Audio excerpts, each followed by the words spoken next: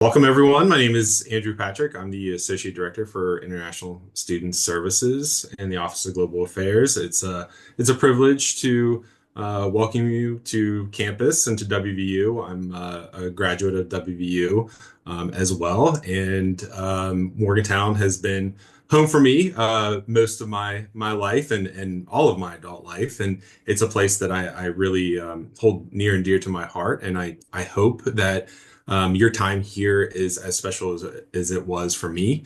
And, our goal at WVU in our office is to make sure that you feel as though you have a home away from home. And our office is here for any support that you may need. And if we don't know the answer, we will certainly send you some resources and guide you to where you need to be. My other role is international student advocate, and what that means is that I'm a compass for you. I point you in the right direction when you need it, or perhaps I find some information for you and put a little map together of how you can achieve what you need to achieve, or talk to who you need to talk to. May not have a magic wand or all the answers or make things happen as quickly as you'd like, but if you're not sure where to turn, you can always reach out to me, and I have a knowledge of campus and its policies and procedures that I can provide to you and help guide you where you need to go. But today, we're going to talk a lot about what you need to do to maintain your F1 or J1 visa status within the US. We'll give you a little bit of introduction to our office. And I'm going to end with some resources that are across campus that I often refer our international students to that will give you just a brief introduction. So with that being said, let's go. So being an international student, there's a lot of new exciting possibilities. You arrive in West Virginia, you have this amazing snow that's out there. We say it's wild and wonderful here. You never know what to expect, and it's a little bit of almost heaven. If you like snow, it's almost heaven. If you don't, then it'll be okay. We get all seasons around here, and spring is just around the corner, and it's beautiful here in Morgantown. You're going to make new friends across campus. You're going to try new foods. If you eat meat, I recommend pepperoni rolls, which are a famous food in West Virginia. New experiences and activities. We just hired a new American football coach. And it's exciting. We have a new basketball coach. If you like basketball, our soccer teams, or as you say, football, are doing really well. So we have a lot of exciting activities and sports across campus. You're going to gain some new perspectives. This is a view up from Cooper's Rock here in Morgantown. And once the snow melts in spring, I recommend that you go and see the sights around West Virginia as well. It's truly beautiful. You're going to make new memories. There's a lot of fun stuff that goes along on campus, and if you're paying attention to announcements and events, step out of your shell and try those different things, and you'll find that there's a lot to offer in Morgantown. But most importantly, you're here for a great education, first and foremost. And we are always excited to hear that our students made it from point A to point B and all the way to Z and graduate. We're going to be just as excited for you. But that's the main reason why you're here, is to get a great education. And along with that education are some rules and regulations that you do need to follow as international students in order to make sure that you have an easy path towards graduation. So like I said, it can be tough.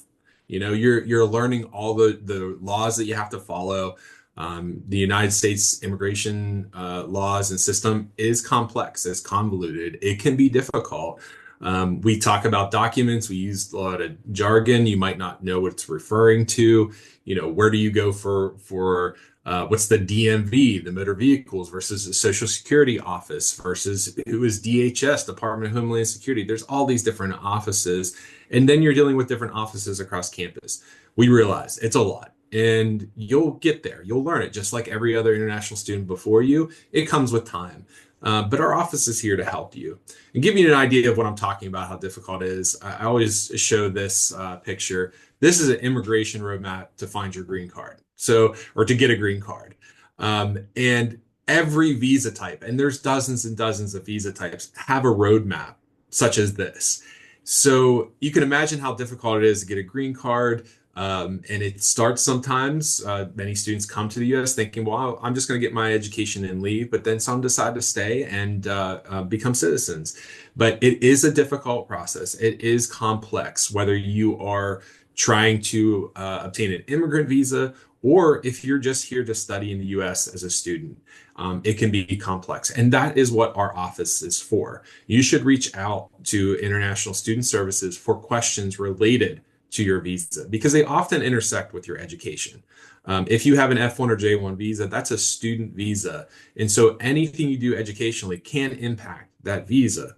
We often have our international students will reach out to their grad advisor or someone they know within an office in a department that they work with and say, do you know about this or can you reach out? I want to let you know that's not the best route. If you have a question pertaining to your visa, or you think that anything educationally is going to impact your visa status, we're the first stop for that. Ask us. We'll include anybody that you want to, or you can email us and copy in anybody that you want to. But we really should be made aware of any academic plans, anything at all that you have questions about. You can reach out to us.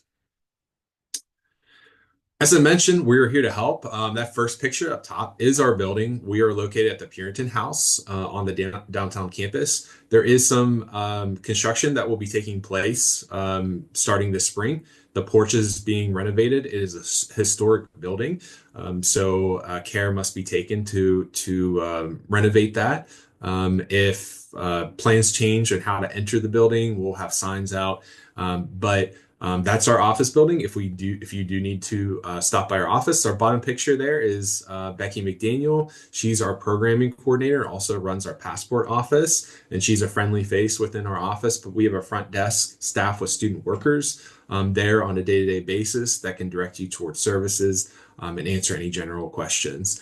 That front desk staff, along with those general questions, are there for you for document pickup and also information about how you can reach certain advisors or services that our office has. We have a support staff of international advisors, also a scholars unit, an ed abroad unit. We have intensive English program, administration, communications. We have a lot of staff in our building. However, we mostly work hybrid and remote. The COVID pandemic changed the way we operate, where many of the things that we used to do, where we needed to be in the office, are just not, we don't have to anymore. Everything's done electronically. But we do try to staff or try to have a staff member there each day to assist with any needs. But it's usually not for immediate advising. It's usually for just general information. So in order to reach us, email is essential to begin advising. It's like submitting a ticket request, to have an answer through IT on campus or to the hub. An email starts the advising process. It's sent from your Mix email. We know who you are. We can look up information. We can start thinking about what you need to have an answer to, but it's essential for our operations and day to day. So if you haven't accessed your Mix email yet, make sure you do and make sure you're checking it and using it to send us email about questions that you may have. Appointments. We don't hold immediate appointments for every question. So we have a staff right now. On my staff, we have 3 international advisors and one is out on leave. And so you have to understand that there are dozens and dozens of students who need things on a day-to-day basis. And so we have to hold appointments for the most important of those. And a lot of times those appointments need to start with email so we can discover what exactly is the issue and offer some advising. So we do not have requests for immediate appointments. If you'd like an appointment, you can send an email and say, I have these questions, and if possible, I'd like an appointment. But if we can handle it through email, and usually about 99% of what we do is handled back and forth through email, you'll discover that, an appointment is not needed. They do take time, and then when we do schedule an appointment, it does take time away from assisting students with other things that involve deadlines. It's not that we don't want to meet, we just have to efficiently utilize the services and the resources that we have, and we're very good at checking email and answering and getting back to students.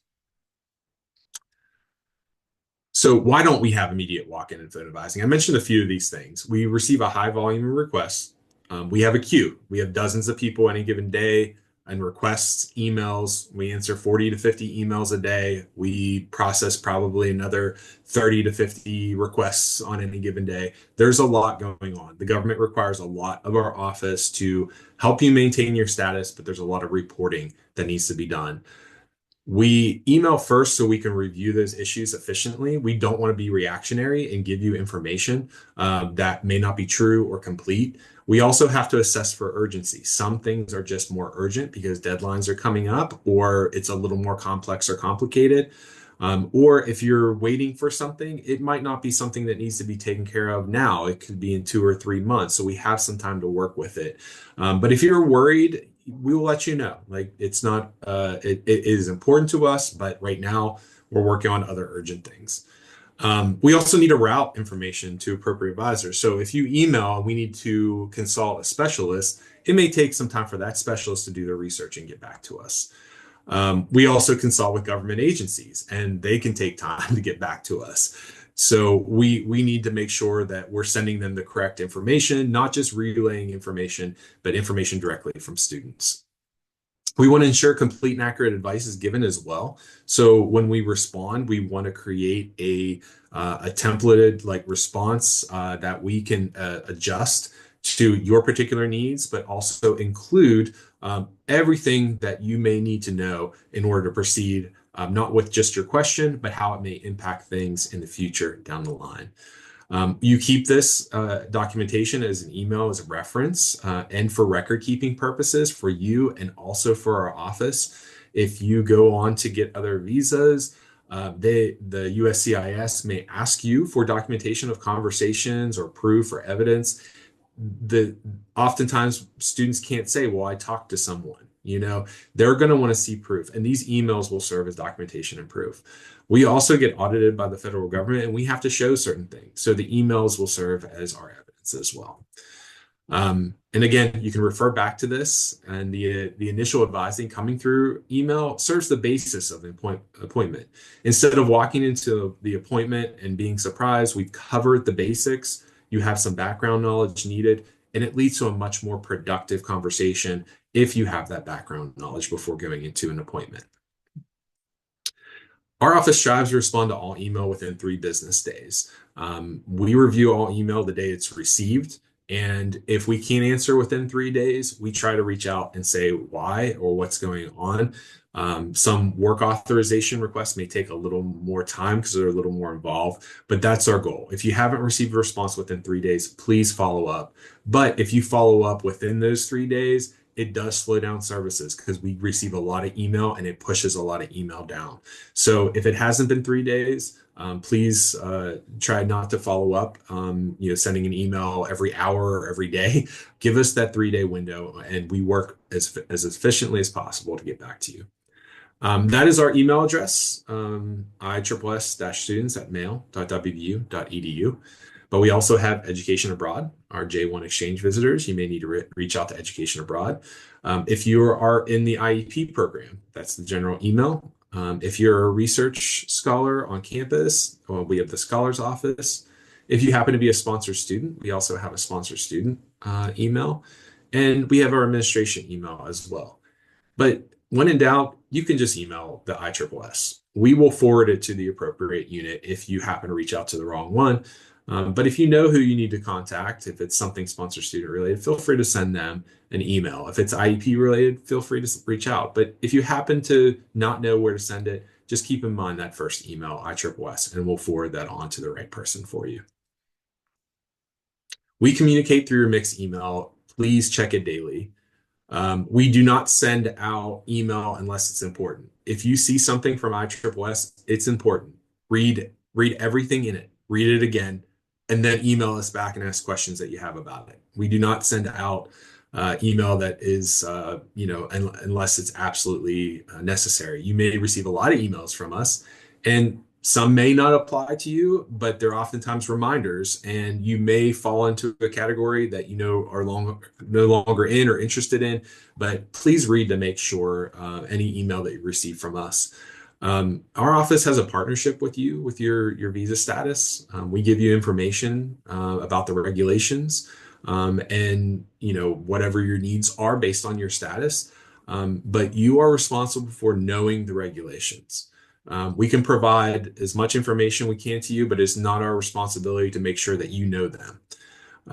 You need to communicate with us any concerns that you have. We oftentimes we're working with hundreds of students. We don't have every student in front of us and monitoring for any red flags. Oftentimes we don't catch things until a student reaches out with a request to us. And we're looking at the record and we're saying something's wrong here. And we start a discussion with you. So if you have concerns, keep an open line of communication through email with us. Ask questions when confused. We don't mind questions at all. There's no question that we'll answer it 100 times until you understand it. Please ask those questions of us. We want to make sure that you're informed and you know the regulations. Please take an active part in understanding how you maintain your visa status in the U.S. Make requests to us in a timely manner to help you maintain your status. That's really important. We have a 15 business day processing window for all requests. Now, they don't take that long. Some are only a day or two, but in busy seasons, some may take up to 15 business days. We need to contact government agencies, other people. There's processes involved. It's not as simple as it may seem. So the earlier, the better in making requests. And if you do happen to forget and something is late, please email us. We won't turn you aside. We'll let you know we'll do what we can, but make those requests early. But taking an active part in your status is very important. With AI technology now, ChatGPT, you can often get very simple answers to basic stuff like, what's my enrollment as a graduate student for F1 status? You can get those basic answers and then follow up with us. Hey, I heard this. Is this true? Do I need to follow this? Google is great, ChatGPT is great, but make sure that we are the end all for those answers for you. We will clarify with our compliance team, we will clarify with government agencies, and we will make sure that you have the correct answer.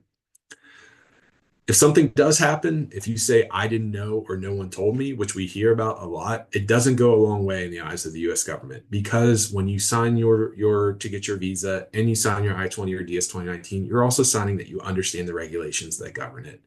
It is your visa status. It's not your academic advisor's visa status. It's not my visa status. It is your visa status. And you're responsible for maintaining it, but we are here to help. I don't want to sound too harsh about it, but the reality is you must know those regulations and we're here to help. That's why the office is created. That's why we exist. And we're happy to do our jobs and help you understand that. So with everything that you need to know, there's a lot. I'm going to break it down for you guys. Some simple things. You'll know when to seek out help from us if you remember why you chose to come to the US and then WVU. So why did you come to WVU? It's to study full time in the time that you're given to earn your degree. Okay? Anything that prevents you from studying full time, that's 12 credits if you're undergraduate, 9 credits for graduate. IEP must attend and enroll full time based on their requirements. If anything prevents you from studying full time, anything prevents you from taking majority in-person courses, anything prevents you from completing your degree in the time you're given on your I-20 or DS 2019, you'll have a program end date there. Please remember to reach out to us is to study full time, okay? In person, okay? In the time that you're given. Reach out to us if you need anything. Full-time in-person studies is always good. And if you discover I can't be full-time, I can't be in person courses, it's not good. It's very strict regulations, but we may have options for you. So please reach out if any of those scenarios come up where you can't be full-time in in-person courses or complete your program in the time that you're given. The best way to find information from us is on our website. The landing page for our website looks like this. Underneath students, there is a tab for F1 and J1 students. You can learn more about your visa type here. We have a lot of information. I would take 15 minutes of your time and read this information based on your visa type and read it again. Get familiar with some of the things that may come up and some of the rules and regulations that you need to know. You can also make requests of our office, and you can log in through this page by clicking that request link, and it'll go to your portal. It's the same portal that you use to onboard for your I-20 or DS 2019. And if you go to the request and documents section, once you log in, you'll see a whole host of requests that you're able to make of us and things that we can help with. So a couple important takeaways from our office, the Student Services Office. You're responsible for maintaining your visa status and knowing the regulations. Read the last page back of your I-20 DS 2019 or go to our web page and read about your status. Take an active role in maintaining your status. Communicate with us your needs. Ask questions of us. Email us. We'll get back to you. Every question is welcome.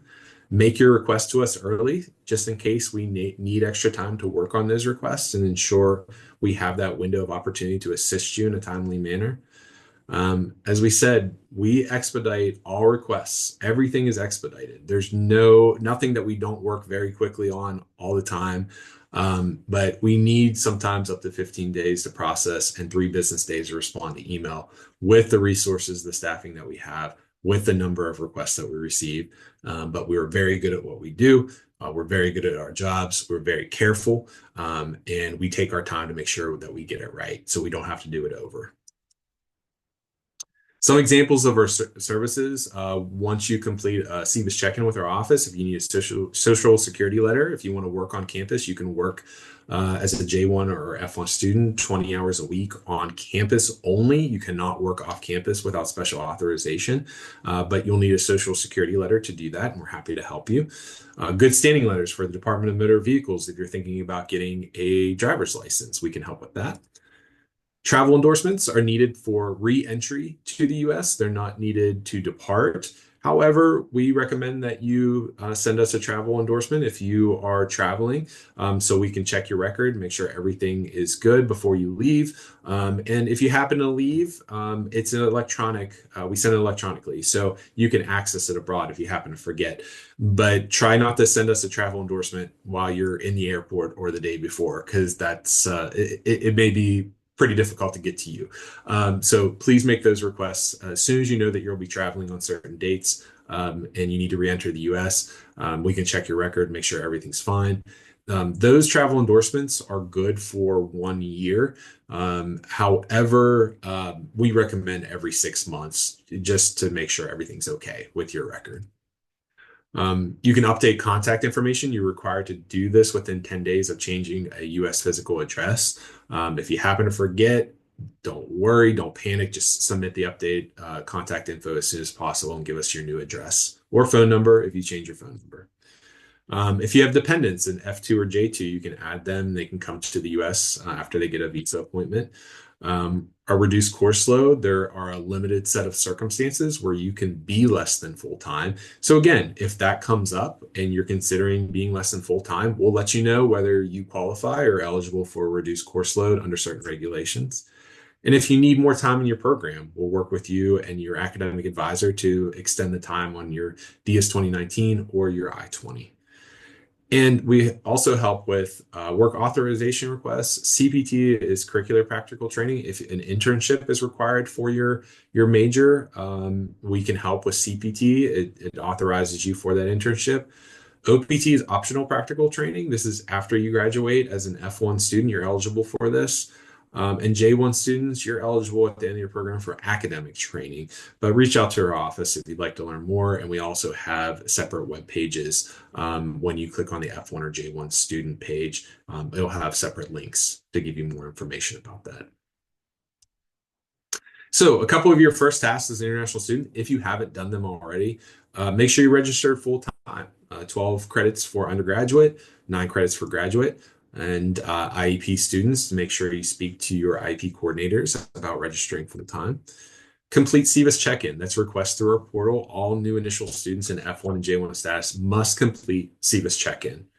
Once SEVIS check-in is completed, you can access other requests, but it is a requirement. It's a federal regulation that you do SEVIS check-in online with our office. Complete an emergency contact request. This isn't a requirement. This is more of a strong recommendation. I've had circumstances come up where something may occur with international student and we need an emergency contact for you. And we'll have other offices on campus reach out to us. Take a moment and let us know who you want us to contact in case there is an emergency. We will keep this in our records and for WVU personnel to reach out if something does happen and we need to reach you. J1 students, the regulations require you to complete a pre-arrival orientation, and it must be a separate part from your SEVIS check-in.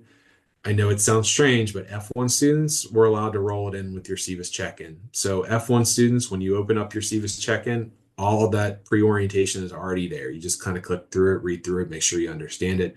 J1 students, you've got two separate ones. You got to do a pre-arrival orientation, and we've got to approve it. Then you've got to do your SEVIS check-in, and then we approve it.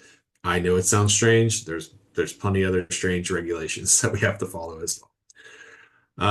And if you need to make those requests, you can go to our website, click on requests. You'll see the student portal login, click on that, and you'll log in with your WVU ID and the password that you set up, just like any other system on campus.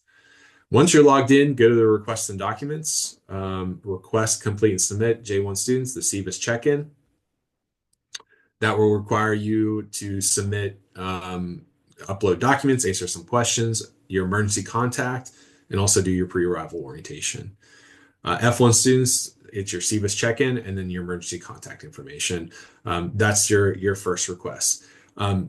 As we're reviewing some SEVIS check-ins, we're noticing students are doing SEVIS check-in without registering full-time. We can't proceed by law with any SEVIS check-in until we know for sure that you're enrolled full-time. So work with your academic advisor first, ensure that you're enrolled before you submit a SEVIS check-in request. If not, we can't work on it until we see that you're enrolled.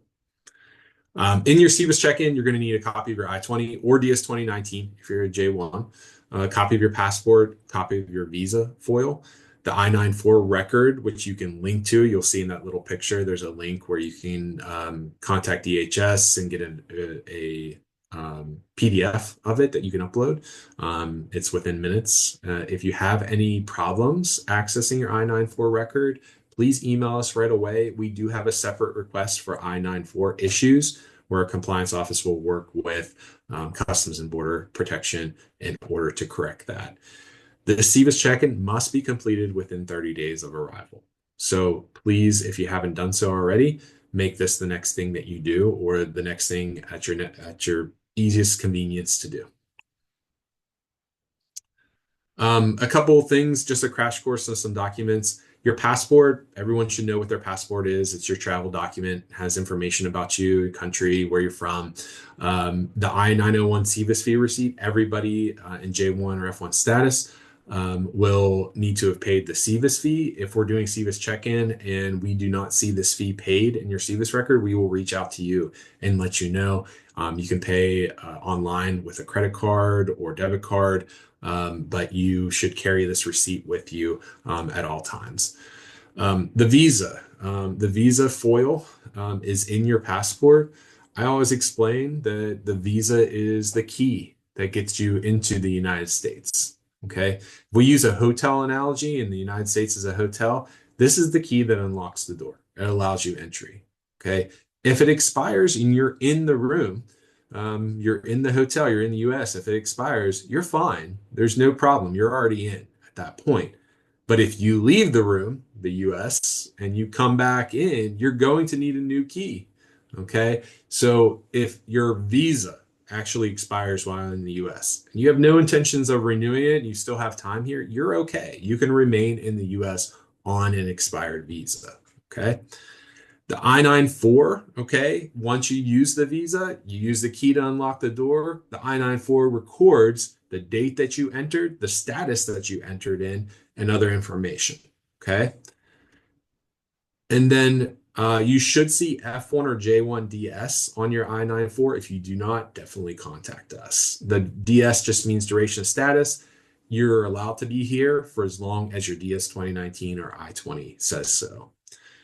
The I-20 or DS 2019, thinking of this as a hotel, this is how long your stay is, okay? You have unlocked the door, you've entered the room, you're allowed to stay in this room for this amount of time. It'll have this on your F1 I-20 or J1 DS 2019. Okay.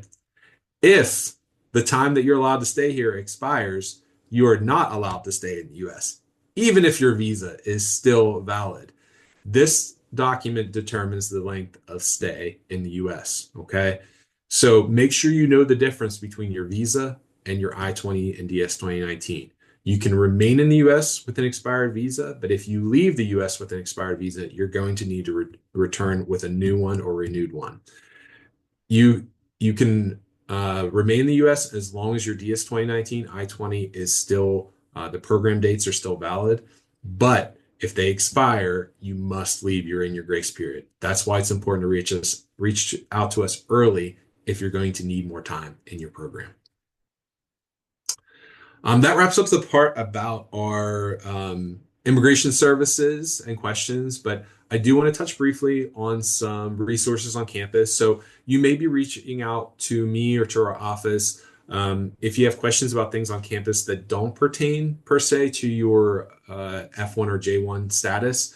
And I want to talk about a few things here today. We have our care team, which works with student needs, the WVU Hub, which often deals with student account issues, Office of Students' Rights and Responsibilities, which ensures academic integrity and campus policy on behavior on campus, the Caruth Center for our mental health services, and we also have a campus and community engagement office as well. But I'm going to run through a list of some other services, and these will be included in them. Those are some of the main services.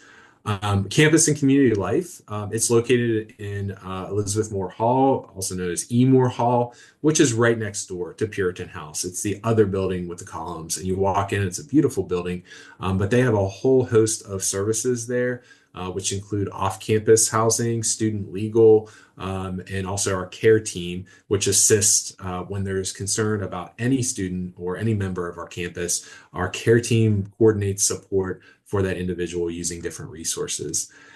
We also have a place called the Rack, which has perishable and non-perishable food items, as well as school supplies for students in need. We all know it's tough getting through school. You have limited ability to work and even time to work.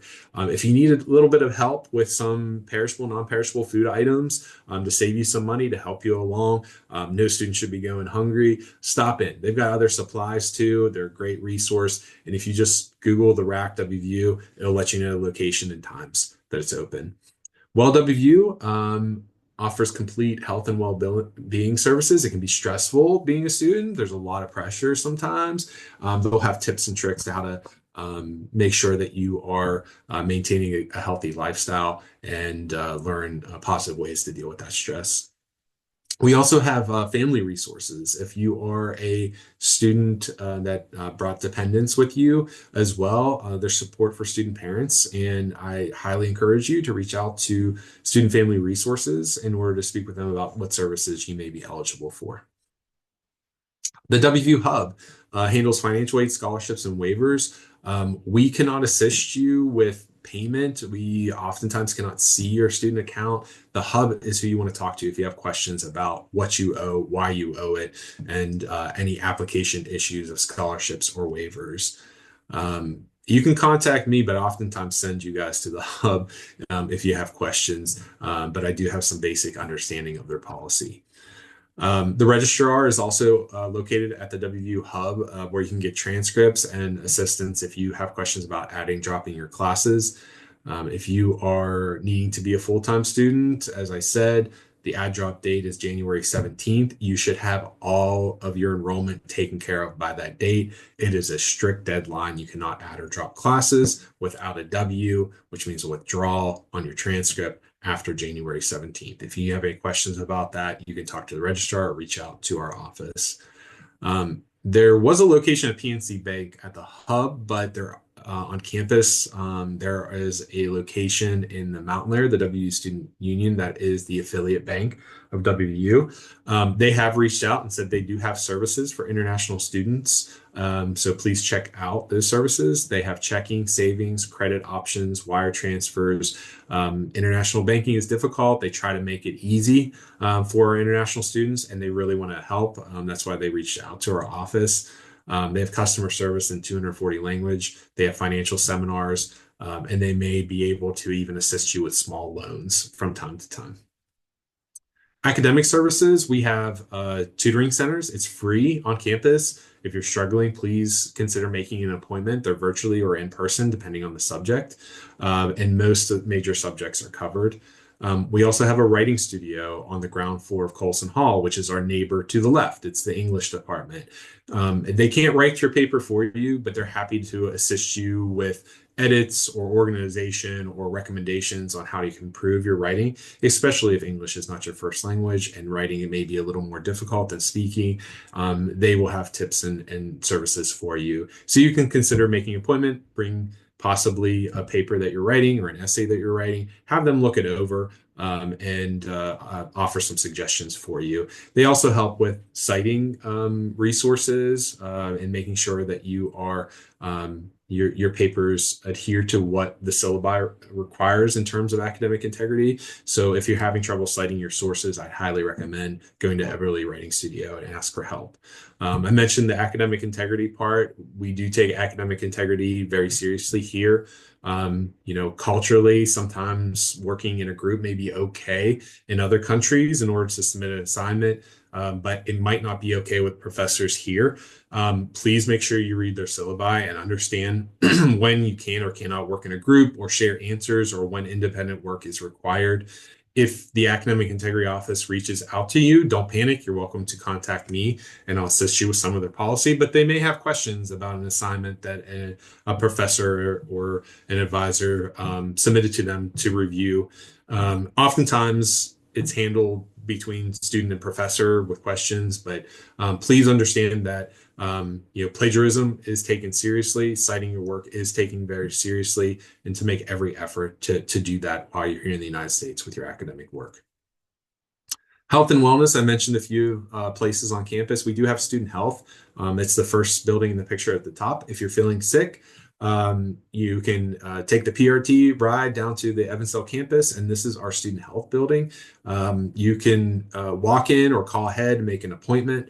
You can see someone there. If you're sick, please take care of yourself. You have all WVU students have insurance, or you filled out an insurance waiver to have insurance. I know healthcare in the U.S. is confusing. It's confusing for people that have lived here forever. It's confusing for me. Please understand it does work. It does pay a portion. But if you have questions about that, we do have a dedicated office for student insurance. But first and foremost, if you're sick, see someone. Don't delay service because it can lead to other things. But we do have a great student health clinic on campus to assist you. The Cruz Center is also located in the student health building. That is our mental health resources. They have individual counseling sessions, group counseling sessions. They have special group meets and get-togethers for people from similar backgrounds, including international students. They have international counselors there that have been international students before.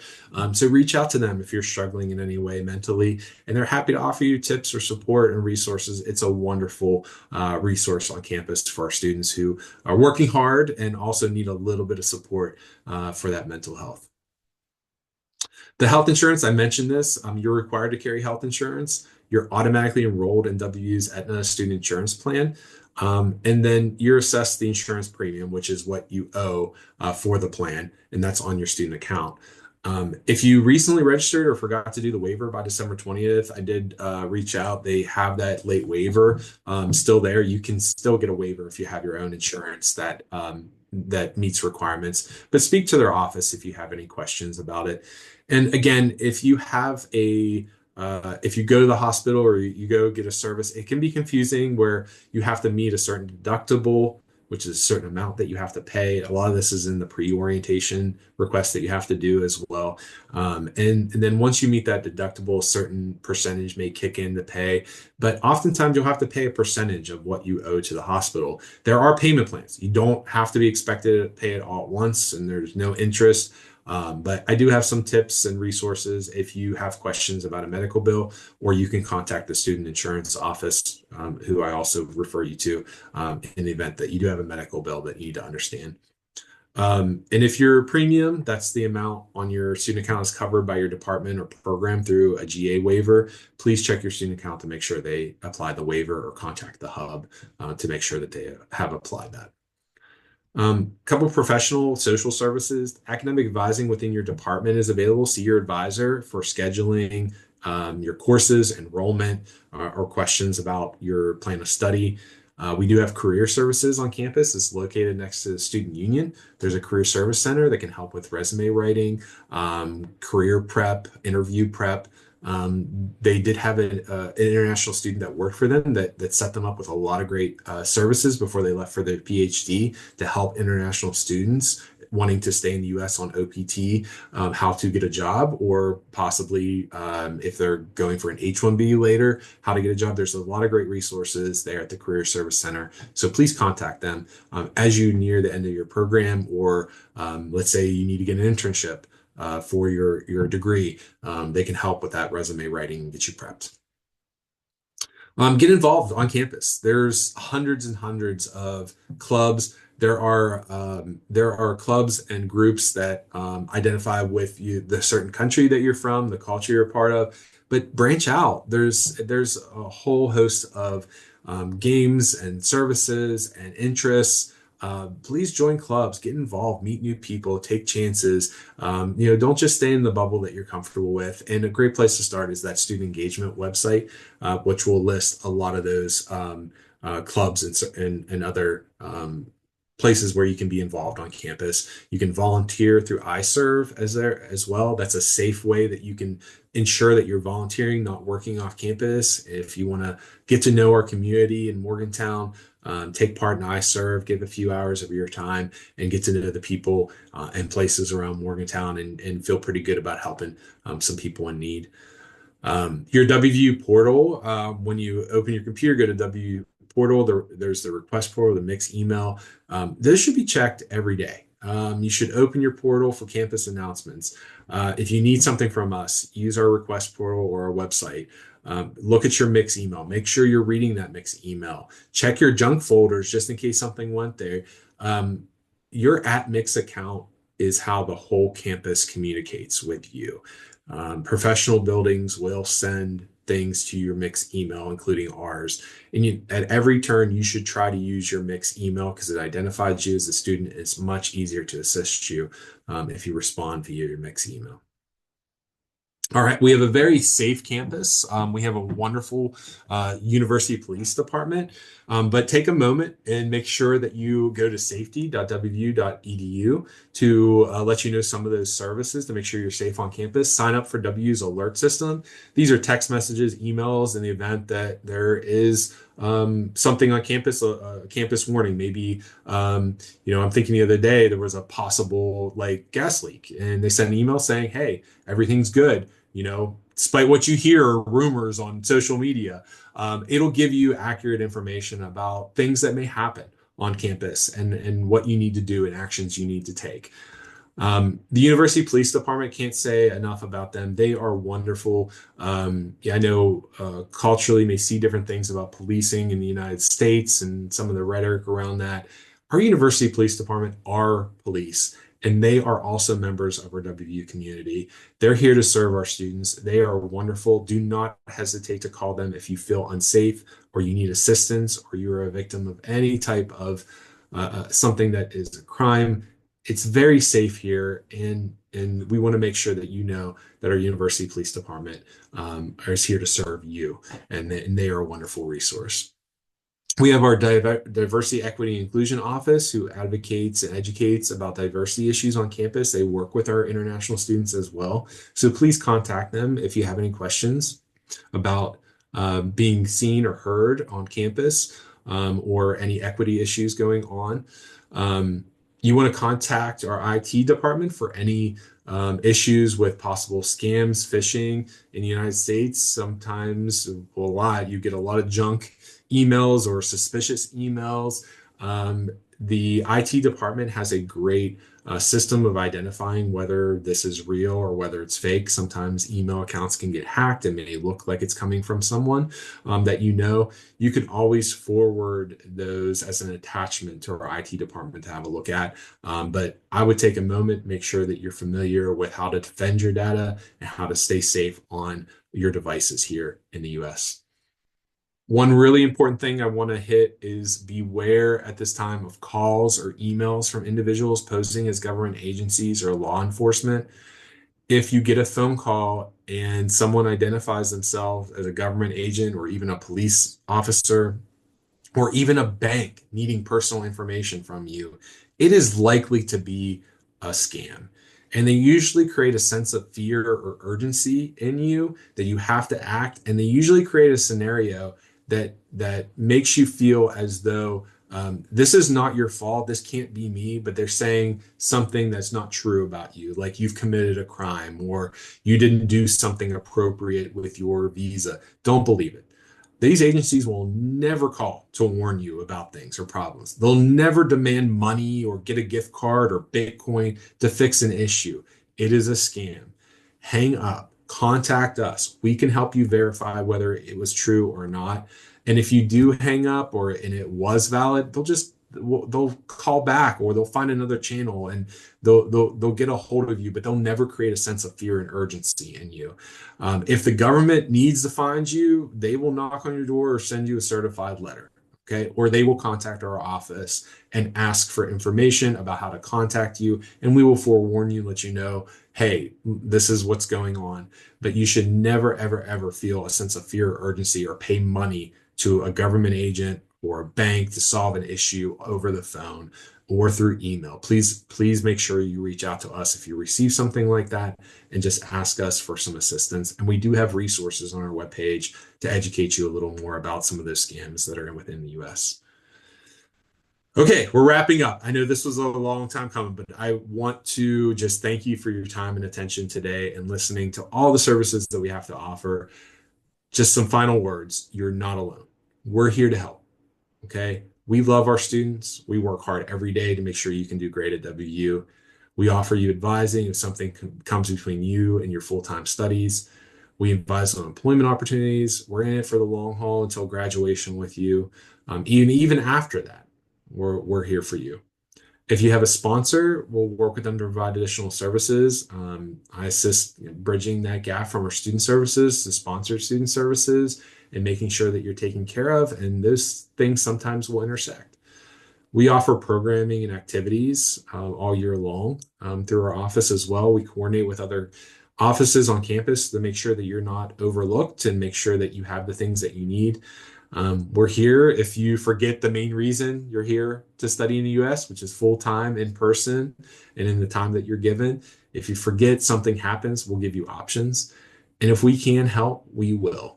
So it's my pleasure to welcome you to your home away from home at WVU. And I want to thank you guys for your time and attention. And you can always reach out and email us at isss-students@mail.wvu.edu with any questions. And we're happy to assist you.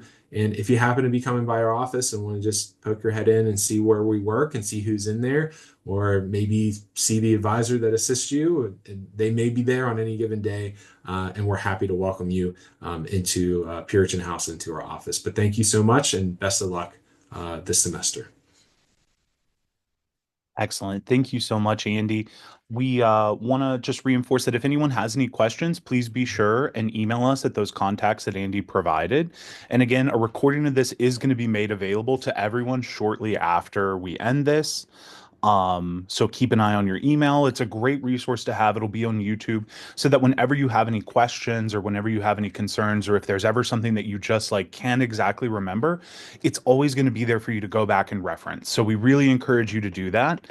And again, thank you all so much for joining. We're really excited and glad to welcome you into our Mountaineer family.